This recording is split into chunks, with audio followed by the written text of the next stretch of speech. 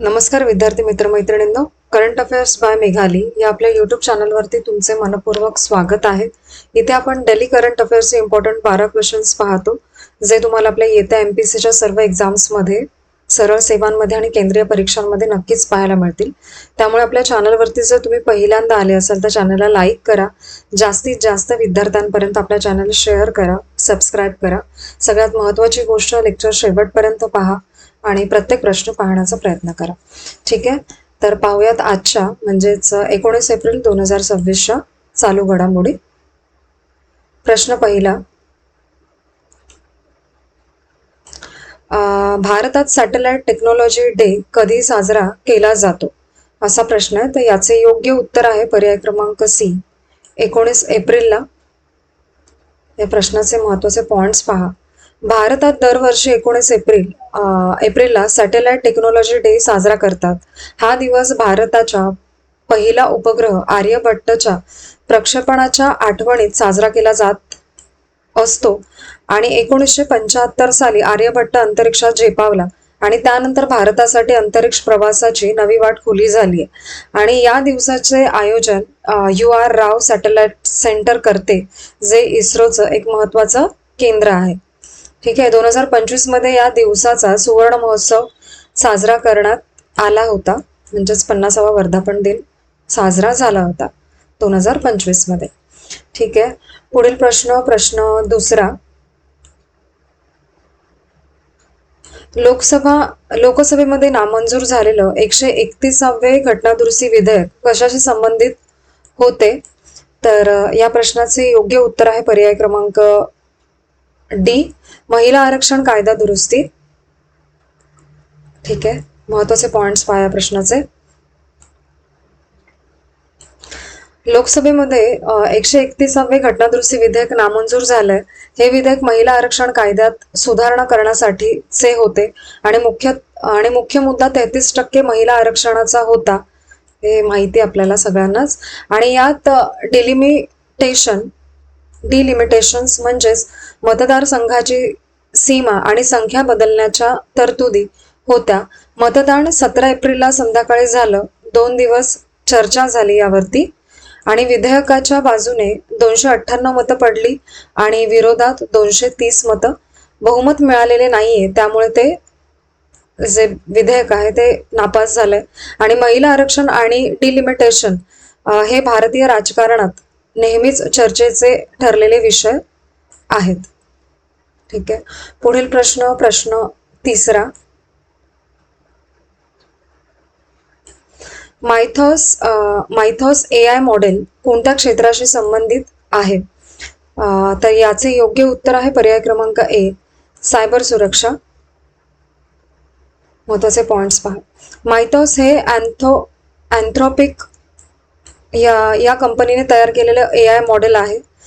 मायथॉस cyber सुरक्षेमध्ये खास काम करतं आणि सॉफ्टवेअरमधील कमतरता म्हणजेच वल्नरेबिलिटी शोधतं, हे त्याचं काम आहे. आणि मायथॉस मानवी तज्ज्ञांपेक्षा त्रुटी शोधण्यात जास्त पक्का असून हजारो त्रुटी ओळखू शकतो, ही त्याची क्वालिटी आहे. आणि मायथॉस अजून सार्वजनिक नाही आणि चुकीच्या वापरामुळे सायबर हल्ले याच्यामुळे वाढू शकतात. आणि बँकिंग प्रणालीसाठी मायथॉसनी धोका निर्माण होतो, त्यामुळे सुरक्षेची काळजी घेणं महत्वाची आहे. पुढील प्रश्न चौथा. समुद्र मंथन मिशन कोणत्या क्षेत्राशी संबंधित आहे? तर याचे योग्य उत्तर आहे पर्याय क्रमांक सी, ऊर्जा आणि ऑफशोअर संशोधन. महत्वाचे पॉइंट्स पहा. समुद्र मंथन मिशन भारताच्या समुद्रातल्या संसाधनांची थेट जोडलेलं आहे. या मिशनमुळे भारतात समुद्रातील ऊर्जा साधनांचा जास्तीत जास्त वापर करतोय. खुद्द पेट्रोलियम आणि नैसर्गिक वायू मंत्री हरदीप सिंह पुरी यांनी मिशन बद्दल माहिती दिलेली आहे. आणि भारतात डेटा ड्रायव्हन एक्सप्लोरेशन्स वरती कटाक्ष ठेवतो, या संदर्भात एक खास परिषद देखील झाली आणि मल्टी क्लायंट्स डेटा इकोसिस्टीम तयार होत आहे, त्यामुळे अनेक तज्ज्ञांना डेटा अभ्यासाची संधी मिळते. आणि समुद्रातील संसाधनांचा जास्त वापर करून ऊर्जा उत्पादन वाढवणार आणि हा उपक्रम भारताच्या ऊर्जा क्षेत्रासाठी खूप महत्त्वाचा ठरणार आहे. ठीक आहे, पुढील प्रश्न 5वा. एप्रिल 2026 मधील ब्लूबर्ग बिलेनियर्स इंडेक्स नुसार आशियातील सर्वात श्रीमंत व्यक्ती कोण आहे? तर या प्रश्नाचे योग्य उत्तर आहे पर्याय क्रमांक सी, गौतम अदानी.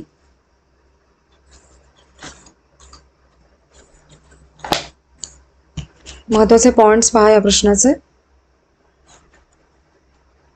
एप्रिल 2026 मध्ये गौतम अदानी हे आशियातील सर्वात श्रीमंत व्यक्ती बनले. ही माहिती ब्लूबर्ग बिलियनियर्स इंडेक्स वरून मिळाली आणि अदानी यांची संपत्ती $92.6 अब्ज म्हणजे सुमारे 7.7 लाख कोटी रुपये आहे. तर मुकेश अंबानी हे दुसऱ्या क्रमांकावरती आले आहेत आणि त्यांची संपत्ती $90.8 अब्ज इतकी आहे.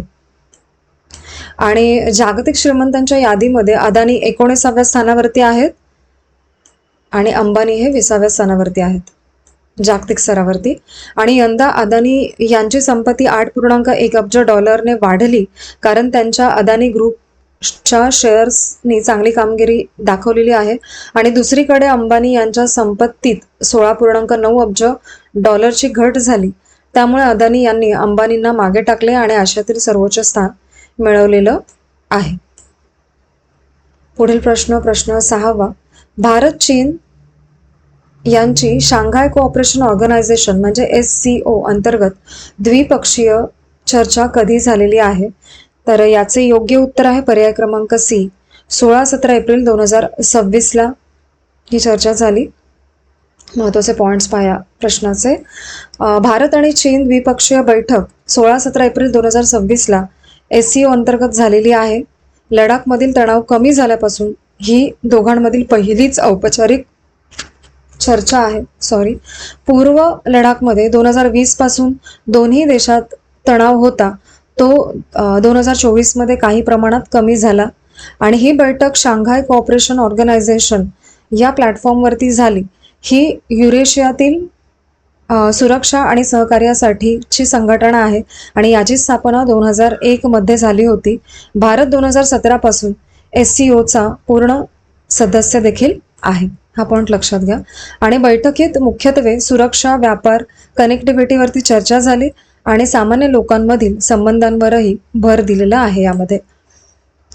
ठीक आहे, पुढील प्रश्न 7वा. नौदल कमांडर्स परिषद 2026 आयोजन कुठे झाले? तर या प्रश्नाचे योग्य उत्तर आहे पर्याय क्रमांक सी, नवी दिल्ली येथे. महत्त्वाचे पॉइंट्स पहा. नौदल कमांडर्स परिषद 2026 सुरू झाली 14 एप्रिल 2026 रोजी. ही परिषद नौसेना भवन नवी दिल्ली येथे झालेली आहे. त्रिपथी जे chief of naval staff CNS आहेत त्यांनी उद्घाटन केलंय या परिषदेचं. आणि या परिषदेत वरिष्ठ नौदल अधिकारी आणि ऑपरेशनल व एरिया कमांडर्स दोघेही सहभागी झाले. पश्चिम आशियातील संघर्षामुळे ऊर्जा सुरक्षा अजूनही जास्त महत्त्वाची ठरली आहे आणि परिषदेत मुख्य भर कॉम्बॅट रेडिनेस म्हणजे लढाऊ तयारी आणि नवीन तंत्रज्ञान स्वीकारण्यावरती होता. आणि उद्दिष्ट काय आहे तर नौदलाला फ्युचर रेडी फोर्स बनवणं. ठीक आहे, पुढील प्रश्न 8वा. रिलीफ योजने संदर्भात पॉलिसी सर्क्युलर कधी जारी करण्यात आला?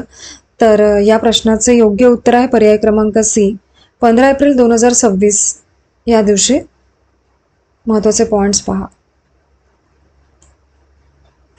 रिलीफ म्हणजे resilience and logistic intervention for export facilitation असा त्याचा फुल फॉर्म आहे. फुल फॉर्म बघून घ्या. ही योजना 19 मार्च 2026 सुरू झालेली आहे आणि उद्देश आहे निर्यातदारांना आर्थिक मदत आणि विमा संरक्षण मिळावं असं सरकारचं धोरण आहे या अंतर्गत. आणि ECGC म्हणजेच export credit guarantee corporation of India relief योजना राबवते. ही संस्था निर्यातदारांना क्रेडिट रिस्कसाठी विमा कवच देते. ही एक्सपोर्टमधली सगळ्यात महत्त्वाची योजना आहे भारताची. आणि पश्चिम आशिया आणि गल्फमधल्या तणावामुळे वाहतूक आणि विमा खर्च प्रचंड वाढेल म्हणून रिलीफ आलेली आहे. आणि MSME निर्यातदारांना या योजनेतून विशेष मदत मिळत असते. आणि MSME भारताच्या निर्यात आणि रोजगारासाठी खूप महत्त्वाचा आहे. आणि रिलीफ योजनेत आता इजिप्त आणि जॉर्डन हे 2 देशही जोडले गेलेले आहेत. हा पॉइंट महत्त्वाचा आहे. पुढील प्रश्न 9वा. साहित्य जागर उपक्रम कोणत्या संमेलनाच्या पूर्वतयारीसाठी आयोजित केला जात आहे? तर या प्रश्नाचे योग्य उत्तर आहे पर्याय क्रमांक डी, 100वे अखिल भारतीय मराठी साहित्य संमेलन. महत्त्वाचे पॉइंट्स पहा.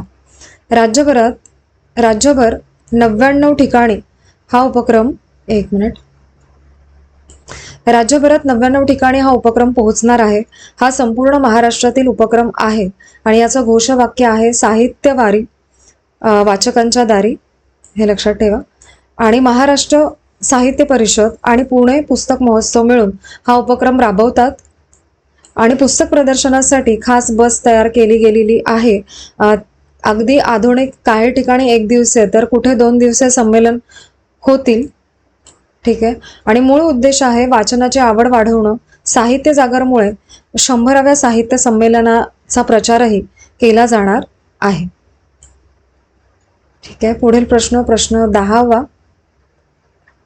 केंद्र सरकारच्या कर्मचाऱ्यांसाठी महागाई भत्ता म्हणजे DA किती टक्के वाढ मंजूर करण्यात आलेला आहे 26 साठीचा?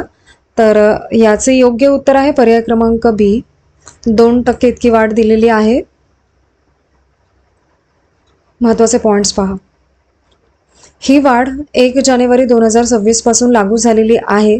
आणि आता DA आणि DR दर 58% वरून 60% झाला या वाढीमुळे. आणि या निर्णयामुळे सरकारला दरवर्षी 6,791 कोटी रुपयांपेक्षा जास्त अतिरिक्त खर्च होईल असा अंदाज आहे. आणि 50 लाखांहून जास्त कर्मचारी आणि 68 लाखांहून जास्त पेन्शनधारक यांचा फायदा घेतील. ठीक आहे. पुढील प्रश्न 11वा. हज 2026 साठी पहिला गट कोणत्या शहरातून रवाना झालाय? तर याचे योग्य उत्तर आहे पर्याय क्रमांक C, नवी दिल्लीहून. महत्त्वाचे पॉइंट्स पहा. हे सर्व यात्रेकरू नवी दिल्लीतील इंदिरा गांधी इंटरनॅशनल एअरपोर्टवरून रवाना झाले. फ्लाईटला डॉक्टर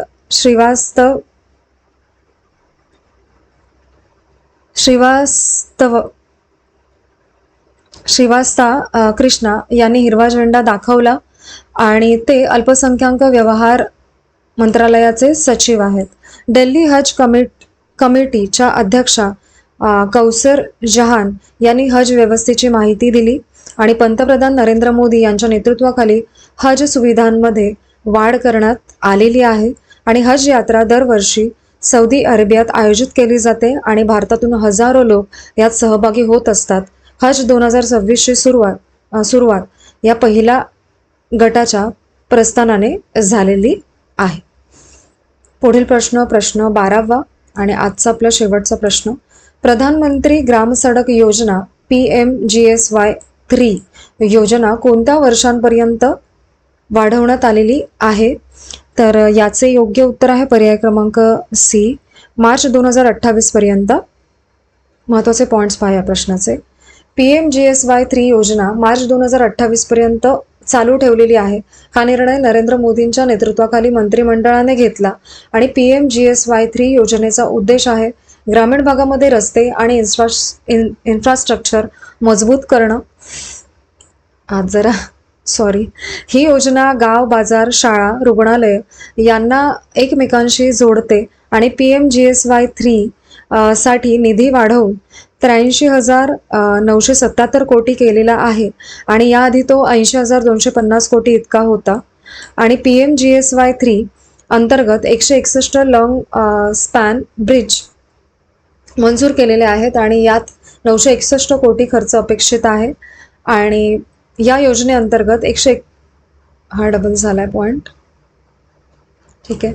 तर आजचे आपले 19 एप्रिल 2026चे डेली करंट अफेअर्स पाहून झालेले आहेत. लेक्चर शेवटपर्यंत पहा, ही एकच विनंती आहे. आणि आजचे लेक्चर तुम्ही शेवटपर्यंत पाहिलेच असेल, त्याबद्दल थँक्यू सो मच.